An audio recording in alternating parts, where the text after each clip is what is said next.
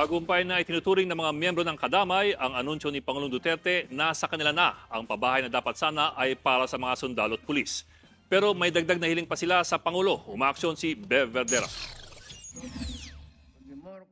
Sa 120th anniversary ng Philippine Army kanina, inanunsyo ng Pangulo na ipapamahagi na lang niya sa grupong kadamay ang housing unit sa Bulacan na isang buwan na nilang sinasakop.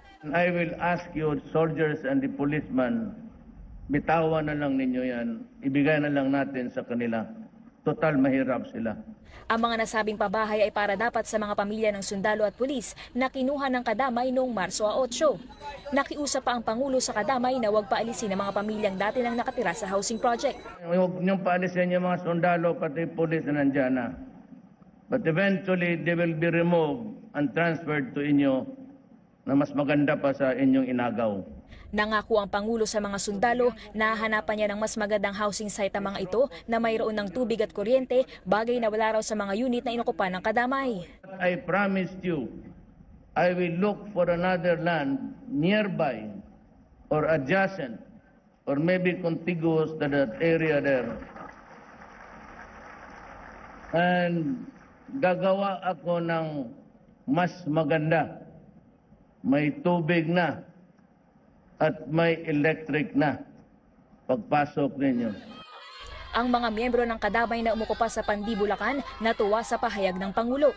Si Aling Nanita, 30 taon na raw nangungupahan at ngayon lang magkakabahay.